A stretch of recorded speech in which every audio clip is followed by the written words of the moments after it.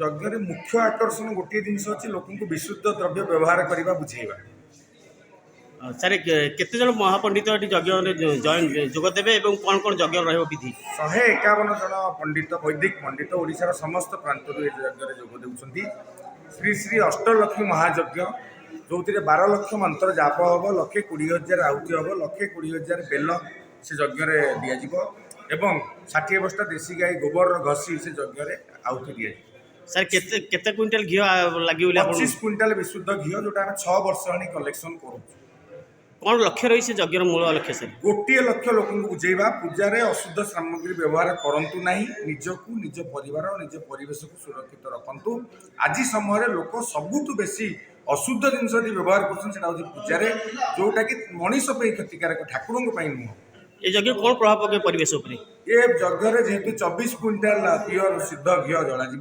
परिवेश निश्चिंत प्रभाव पक किसी आम एनवायरमेंट साइंटिस्ट वाला से डाकिचु जो मैंने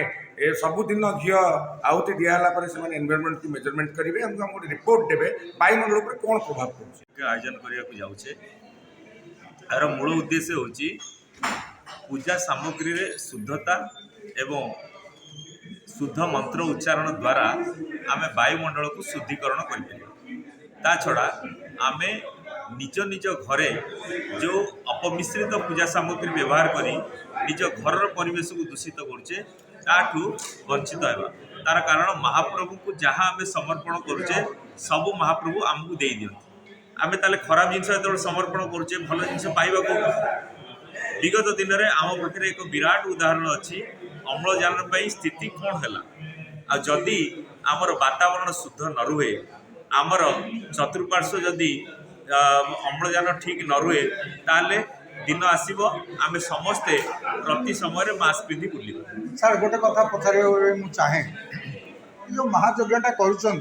जो घी जी जला हम तो कार्बन डाइऑक्साइड मोस्ट बिल्कुल नुहे यहाँ गोटे भूल धारणा ये संपूर्ण देशी गाई घीरे करा सेठरे परिवेश विज्ञानी माने ताकर मीटर धरी बसवे प्रतिदिन जो यज्ञ होची केते प्रतिशत से परिवेश बा से वायुमंडल शुद्धिकरण है तार रिपोर्ट प्रदान कर सर केउठी आरंभ हो यह श्रीपंचमी दिन माने फेब्रुआरी 2 ठारू फेब्रुआरी 10 पर्यंत